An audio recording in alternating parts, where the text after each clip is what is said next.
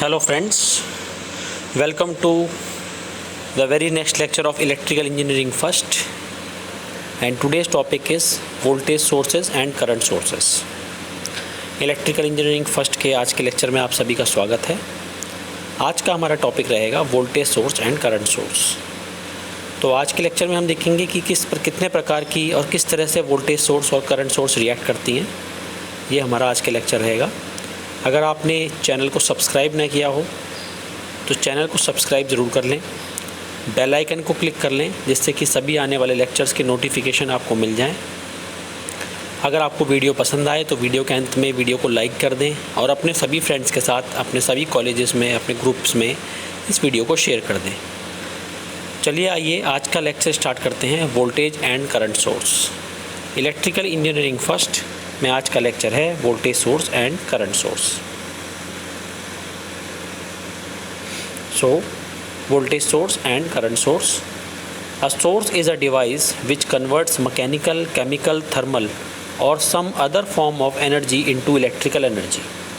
तो source basically क्या होता है, जो किसी भी मैकेनिकल, एक ऐसा डिवाइस जो किसी भी मैकेनिकल, केमिकल, थर्मल और अदर फॉर्म ऑफ एनर्जी को, किसी भी फॉर्म ऑफ एनर्जी को इलेक्ट्रिकल एनर्जी में कन्वर्ट करता हो, तो यहाँ पे हम उसको सोर्स बोलेंगे। Because we are dealing in electrical engineering, so we call source to those devices who will produce electrical energy by taking mechanical, chemical or thermal or any other form of energy. ठीक है। In other words, the source is an active network of element meant for generating electrical energy. अगर हम दूसरे शब्दों में कहें तो source क्या है, एक एक्टिव नेटवर्क्स का एक एलिमेंट है जिसका कार्य इलेक्ट्रिकल एनर्जी जनरेशन का होता है। The various type of sources available in electrical network are voltage source and current source. तो दो तरीके के हमारे पास सोर्सेज होते हैं, एक होता है आपका वोल्टेज सोर्स और दूसरा होता है आपका current source. A voltage source has a forcing function of EMF, whereas the current source has a forcing function of current. तो वोल्टेज सोर्स और करंट सोर्स का जो फोर्सिंग फंक्शन होता है, वोल्टेज सोर्स का EMF होता है जिसे हम इलेक्ट्रोमोटिव फोर्स बोलते हैं, और करंट सोर्स का जो फोर्सिंग फंक्शन होता है वो खुद करंट ही होता है। ठीक है। सो देखिए, सोर्सेज जो होती हैं हमारी दो टाइप की होती हैं, जैसा कि मैंने आपको पहले बताया, voltage source and current source. Ideal voltage source में दो तरीके की सोर्स होती हैं, ideal voltage source and practical voltage source. ठीक उसी तरीके से करंट सोर्स भी दो प्रकार की होती हैं, ideal and practical current sources. तो देखिए क्या होते हैं ये आइडियल और प्रैक्टिकल। सबसे पहले वोल्टेज सोर्स देखेंगे। A voltage source is a two terminal device whose voltage at any instant of time is constant and independent of the current drawn from it. तो वोल्टेज सोर्स क्या होता है, एक दो टर्मिनल का डिवाइस होता है, ठीक है, जिसकी वोल्टेज जो है हमेशा कांस्टेंट रहती है, भले ही उसमें से करंट आ रहा हो, करंट आप ड्रॉ कर रहे हो या ना ड्रॉ कर रहे हो, दो टर्मिनल के बीच में वोल्टेज जो है वो हमेशा कांस्टेंट रहती है, और ये एक दो टर्मिनल का डिवाइस होता है। Such a voltage source is called an ideal voltage source and have zero internal resistance.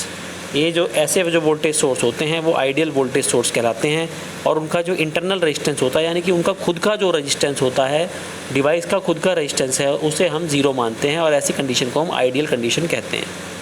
Practically an ideal voltage source can not be obtain. तो प्रैक्टिकली आइडियल ऑब्टेन करना किसी वोल्टेज सोर्स को वो बहुत मुश्किल है, क्योंकि किसी भी वोल्टेज सोर्स में, किसी भी सोर्स में कोई भी डिवाइस ऐसा नहीं हो सकता इलेक्ट्रिकल का या इलेक्ट्रॉनिक्स का जिसके अंदर उसका अपना खुद का रेजिस्टेंस ना हो।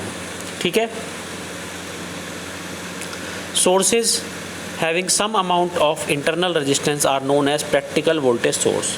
तो वो सोर्स जिनमें कुछ इंटरनल रेजिस्टेंस होता है वो प्रैक्टिकल वोल्टेज सोर्स कहलाते हैं, और जितने भी वोल्टेज सोर्स फिजिकली एग्जिस्ट करते हैं वो सब आपके प्रैक्टिकल वोल्टेज सोर्स ही होते हैं। आइडियल वोल्टेज सोर्स सिर्फ थ्योरी में पढ़े जाते हैं। Due to this internal resistance voltage drop take place and it cause the terminal voltage to reduce. जहाँ भी रेजिस्टेंस होगा वहाँ वोल्टेज ड्रॉप होगा। आपको ये बात अच्छे से पता है, हमने प्रीवियस लेक्चर्स में ही देखा है कि कैसे रेजिस्टेंस के अक्रॉस वोल्टेज ड्रॉप होता है। तो अगर वोल्टेज ड्रॉप होगा तो क्या होगा, टर्मिनल वोल्टेज जो है वो कम हो जाएगी।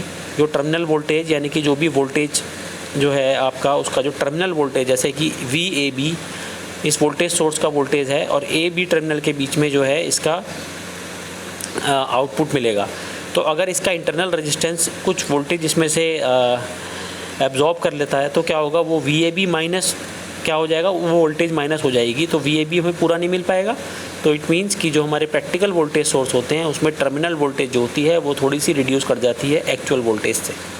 The smaller is the internal resistance R of the voltage source, the more closer is going to be the voltage to the practical value.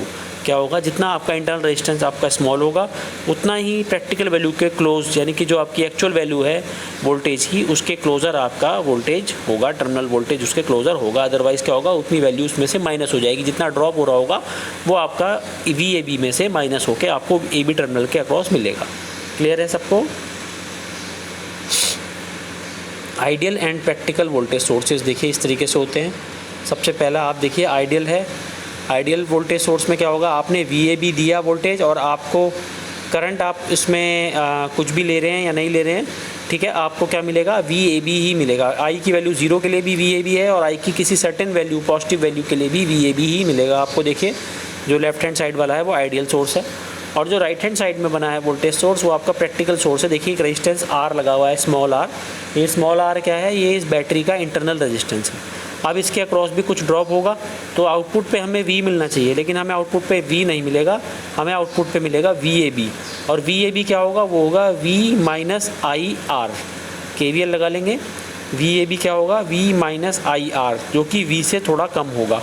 तो उसमें देखिए थोड़ा सा डेविएशन आ गया है आपके ग्राफ में, ठीक है। तो ये आपका बेसिकली प्रैक्टिकल वोल्टेज सोर्स होता है और आइडियल वोल्टेज सोर्स। मैंने आपको दोनों एग्जाम्पल देके आपको समझाया है। मुझे लगता है कि सभी को ये क्लियर हो गया होगा कि प्रैक्टिकल और आइडियल वोल्टेज सोर्स हमारे कैसे होते हैं, ठीक है।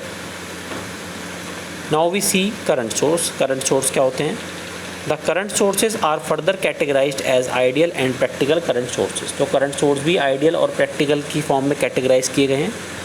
N ideal current source is a two terminal circuit element which supply the same current to any load resistance connected across its terminal। तो आइडियल में क्या होता है, जितना भी करंट उसके अंदर होता है वो उतना ही करंट लोड टर्मिनल को प्रोवाइड कर देता है, ठीक है। उसके अंदर अपना कोई रेजिस्टेंस नहीं होता है। It is important to keep in mind that the current supplied by the current source is independent of the voltage of the source terminals. It has infinite resistance, ठीक है। तो जो भी टर्मिनल वोल्टेज है voltage source का उसके ऊपर depend नहीं करता है। करंट सोर्स जो है, करंट सोर्स का जो अपना वैल्यू होता है वो उसके हिसाब से करंट का फ्लो करता है और जो इसका रेजिस्टेंस जो होता है वो इनफाइनाइट होता है, ठीक है। देखिए practical current source is represented as an ideal current source connected with the parallel resistance, ठीक है। ये देखिए ये आपका करंट सोर्स है ए और बी टर्मिनल के बीच में। देखिए यहाँ पे आइडियल और प्रैक्टिकल करंट सोर्स हमने दिखा रहे हैं आपको। तो जो आइडियल करंट सोर्स होगा उसमें आपका कोई रेजिस्टेंस नहीं होगा, ठीक है। आइडियल करंट सोर्स में जो भी आपका करंट होगा आई, वही आपको आउटपुट पे मिलेगा। लेकिन आप देखिए दूसरे फिगर में वी ए बी टर्मिनल के बीच में आपका एक रेजिस्टेंस आर है। तो ये करंट जो है पहले ए की तरफ जा रहा था, अब ये कुछ करंट रेजिस्टेंस आर में चला जाएगा, जिससे कि ए के से जो करंट पास होना होगा बी की तरफ वो थोड़ा सा पहले के मुकाबले कम हो जाएगा, ठीक है। तो ये बेसिकली देखिए डिफरेंस है ideal and practical current source में। फिर उसके बाद देखिए नेक्स्ट हमारा जो है, ये थे आपके करंट सोर्स जो हमने पढ़े, ideal current source and practical current source, ideal voltage source and practical voltage source. अब इसी करंट और वोल्टेज सोर्स में हमारे कुछ सोर्सेस होते हैं जिन्हें हम बोलते हैं independent and dependent voltage and current sources. Dependent and independent voltage and current sources. तो देखिए क्या होता है, the sources which supply the active power to the network is known as the electrical source. ये मैंने आपको बताया है, ऐसा सोर्स जो कि एक्टिव पावर किसी नेटवर्क को सप्लाई करे वो इलेक्ट्रिकल सोर्स कहलाता है। The electrical source is of two types, namely independent source and dependent source. तो इलेक्ट्रिकल सोर्स आपके दो तरीके के होते हैं, independent source and dependent source. The independent and dependent sources means whether the voltage और current sources are either depending upon some other sources or they are acting independently. तो ऐसे सोर्सेज होते हैं कि वो कभी कभी किसी दूसरे सोर्स पे भी डिपेंड करते हैं, एनर्जी को रिलीज़ करने के लिए वो दूसरे सोर्सेज पे डिपेंड करते हैं, तो वो सोर्स हमारे कहलाते हैं डिपेंडेंट सोर्सेज, ठीक है। और जो इंडिपेंडेंटली एक्ट करते हैं वो हमारे इंडिपेंडेंट सोर्स कहलाते हैं। जैसे कि अभी हमने पीछे पढ़े थे, वो हमारे इंडिपेंडेंट सोर्स थे, वो किसी और वैल्यू पे डिपेंड नहीं थे।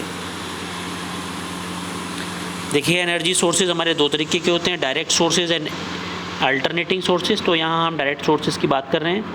तो डायरेक्ट सोर्सेज में इंडिपेंडेंट सोर्सेज और डिपेंडेंट सोर्सेज होते हैं, ठीक है। और ये देखिए आपके जो इंडिपेंडेंट सोर्सेज हैं वो तो हमने पीछे पढ़ ही लिए हैं, ठीक है। जैसे करंट सोर्स और वोल्टेज सोर्स हमने पढ़े थे, वो इंडिपेंडेंट सोर्स थे आपके, वो किसी और वैल्यू पर डिपेंडेंट नहीं थे। लेकिन यहाँ पे अब जो डिपेंडेंट सोर्सेज हैं वो कितने प्रकार के होते हैं वो देखिए। वोल्टेज कंट्रोल्ड वोल्टेज सोर्स, एक होता है वोल्टेज कंट्रोल्ड वोल्टेज सोर्स, यानी कि ऐसा वोल्टेज सोर्स जो वोल्टेज द्वारा कंट्रोल्ड हो, जो वोल्टेज पे डिपेंडेंट हो। फिर होता है वोल्टेज कंट्रोल्ड करंट सोर्स, यानी कि एक ऐसा करंट सोर्स जो वोल्टेज द्वारा कंट्रोल्ड हो या वोल्टेज पे डिपेंडेंट हो।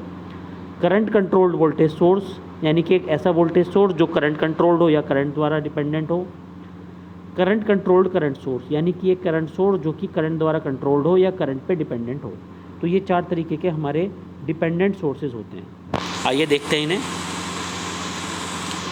तो energy sources, these are two types, there are two types of energy sources, direct sources and alternating sources। आपको पता है डीसी और एसी होता है। अभी आगे नेक्स्ट लेक्चर जो हमारा होगा हम उसमें हम डीसी के बारे में पढ़ेंगे। Direct sources, the voltage and current source are direct sources. The direct sources is further classified as independent voltage sources and current sources and dependent voltage sources and current sources, जैसा कि आपको मैंने अभी बताया। अब देखिए independent voltage source and current source क्या होते हैं। Independent sources are that which does not depend on any other quantity in the circuit. तो इंडिपेंडेंट सोर्स कौन से होते हैं, जो कि किसी और क्वांटिटी पे, सर्किट की किसी भी क्वांटिटी पे डिपेंड नहीं करते हैं। They are two terminal devices and has constant value, that is voltage across the two terminal remain constant irrespective of all circuit conditions. तो अगर मैं बात कर रहा हूँ वोल्टेज सोर्स की, अगर मैं बात करता हूँ इंडिपेंडेंट वोल्टेज सोर्स की, तो उसकी वोल्टेज हमेशा कांस्टेंट रहेगी, चाहे सर्किट का कोई भी पैरामीटर में कोई भी चेंज आता हो, उससे कोई भी फ़र्क उसे नहीं पड़ेगा। उसको हम बोलेंगे independent source. The strength of the voltage और current is not change by any variation in the connected network. The source is said to be either independent voltage और इंडिपेंडेंट करंट सोर्स। तो मैंने आपको बताया कि सर्किट में अगर कोई भी वेरिएशन होता है, कोई भी चेंज होता है, और अगर वोल्टेज और करंट सोर्स पे कोई फ़र्क नहीं पड़ता है, तो हम उसे बोलते हैं independent voltage source and current source. In this the value of the voltage and current is fixed and not adjustable. इसमें करंट और वोल्टेज की वैल्यू जो होती है वो फिक्स होती है, उससे आप एडजस्ट नहीं कर सकते हैं। Dependent voltage and current source, the sources whose output voltage or current is not fixed but depends on the voltage or current in other part of the circuit are called dependent or controlled source। तो ऐसे sources जिनकी voltage या current circuit के दूसरे part से control होती हैं, दूसरे पार्ट के चेंज होने से चेंज हो सकती हैं, फिक्स नहीं होती हैं, उन्हें हम बोलते हैं डिपेंडेंट या फिर controlled voltage source and current source. They are 4 terminal devices, ये 4 टर्मिनल के डिवाइस होते हैं। When the strength of voltage or current changes in the source for any change in connected network, they are called dependent sources। तो ऐसे sources जो कि circuit की strength, circuit के में वोल्टेज और करंट की स्ट्रेंथ कहीं भी अगर कोई चेंज होती है उसके ऊपर अगर वो डिपेंडेंट होते हैं तो वो आपके कहलाते हैं dependent sources. The dependent sources are represented by a diamond shape. जो भी डिपेंडेंट सोर्स होते हैं वो डायमंड शेप से रिप्रेजेंट होते हैं, ठीक है। देखिए जैसे ये आपका वोल्टेज कंट्रोल्ड वोल्टेज सोर्स है, ठीक है। आप इसमें ध्यान से देखिए, पहला चित्र जो देख रहे हैं आप लेफ्ट हैंड साइड वाला, उसमें जो VAB है वो क्या है, आपका एक वोल्टेज कंट्रोल्ड वोल्टेज सोर्स है, ठीक है। वोल्टेज कंट्रोल्ड वोल्टेज सोर्स है, यानी कि यह डायमंड बॉक्स में बना हुआ है, तो ये आप समझ जाएंगे डायमंड बॉक्स में बना है और यहाँ पे V लिखा हुआ है, इट मीन्स कि ये वोल्टेज कंट्रोल्ड वोल्टेज सोर्स है। प्लस माइनस साइन से आप समझ जाएंगे कि ये वोल्टेज सोर्स है। प्लस माइनस साइन होगा अगर डायमंड बॉक्स में तो समझ जाइए कि ये वोल्टेज सोर्स है, और अगर इसके आगे V लिखा हो तो समझ जाइए कि ये वोल्टेज कंट्रोल्ड वोल्टेज सोर्स है, ठीक है। सभी को क्लियर है। और इसके नेक्स्ट फिगर में देखिए इसका इंटरनल रेजिस्टेंस आपको दिखाया गया है, ठीक है। तो VAB जो है ये इनपुट वोल्टेज है और VCD जो है वो आउटपुट वोल्टेज है जो आपको इस सोर्स से मिलेगी।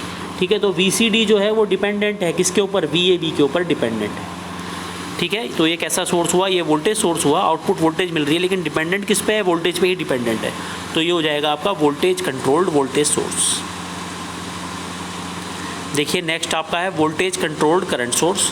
इन this voltage controlled current source the current of the source IAB depends on the voltage across the terminal VCD as shown in the figure.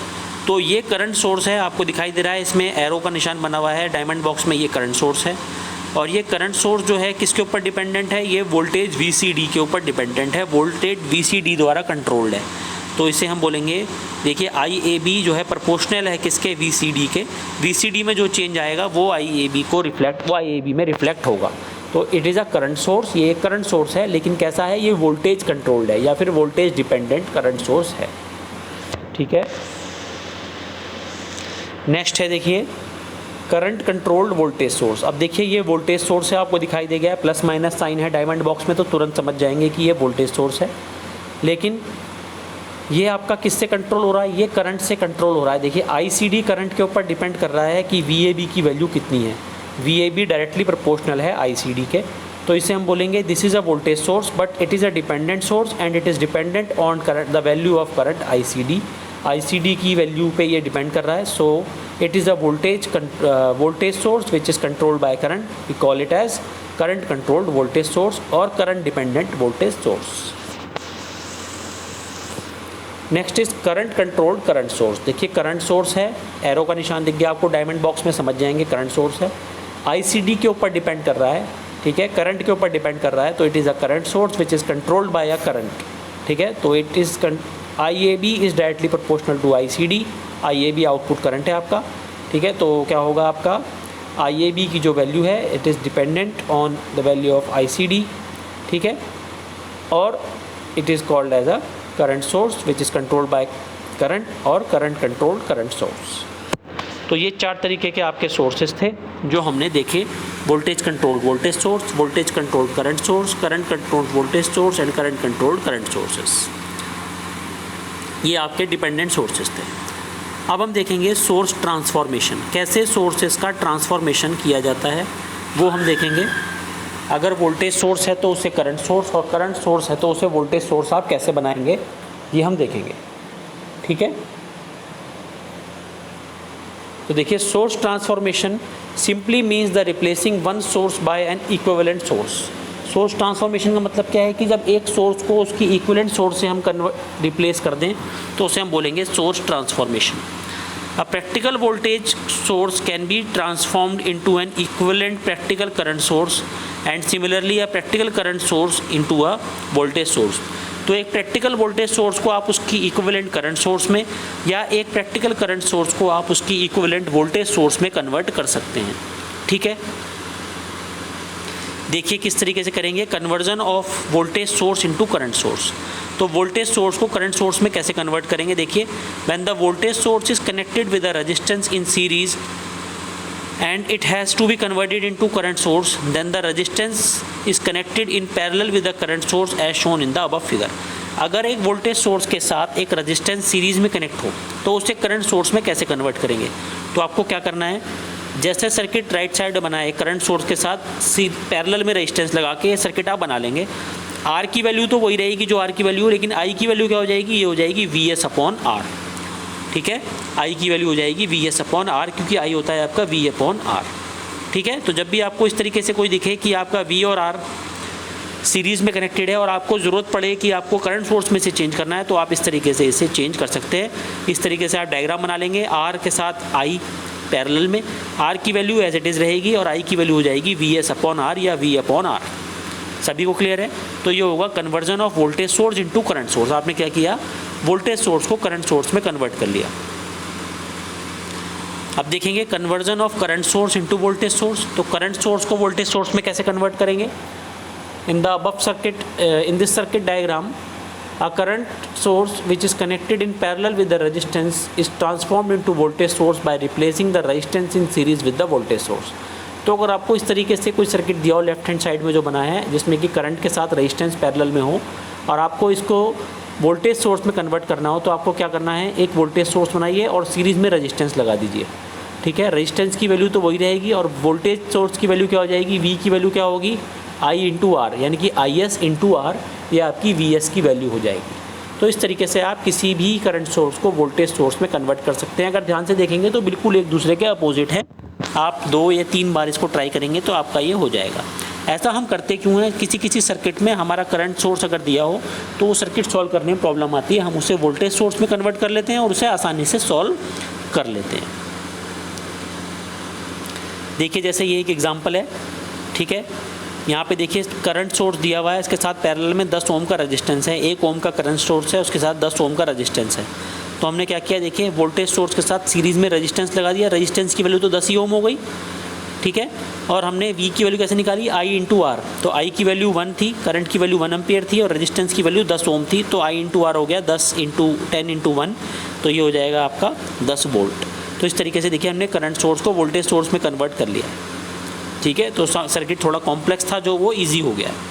तो इस तरीके से आप जो है सोर्स ट्रांसफॉर्मेशन कर सकते हैं। देखिए जैसे यहाँ भी सोर्स ट्रांसफॉर्मेशन कर सकते हैं, ठीक है। ये 10 लेफ़्ट साइड में जो 10 वोल्ट है और 5 वोल्ट सीरीज़ में रेजिस्टेंस और वोल्टेज है, ऐसे ही इधर 10 वोल्ट लेफ़्ट साइड में दूसरे लूप में 10 वोल्ट और 15 वोल्ट ये सीरीज़ में है। आप इनको लेके और इनको आप करंट सोर्स में कन्वर्ट कर सकते हैं। देखिए इस तरीके से, ठीक है, 2 एम्पियर 5 ओम और 15 एम्पियर और 15 ओम और 2/3 एम्पियर, इस तरीके से कर सकते हैं।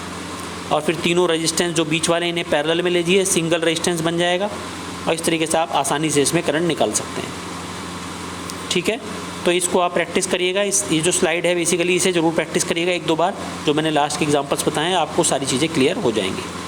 जैसे एग्जांपल एक ये लिया है, देखिए 1 और 2 एम्पियर में जो करंट है, 1 और 2 एम्पियर से बाईपास होके 3 एम्पियर करंट फ्लो रहा था, तो हमने दोनों को अलग अलग बना दिया, एक ही बात है, उससे कुछ फ़र्क नहीं पड़ा। और फिर ये देखिए दोनों पैरेलल में हो गए, 3 एम्पियर 1 ओम और 3 एम्पियर 2 ओम, दोनों पैरेलल में हो गए। अब इसको हम वोल्टेज सोर्स में कन्वर्ट कर लेंगे। देखिए वोल्टेज सोर्स में कन्वर्ट हो गया, ठीक है। सभी को क्लियर है?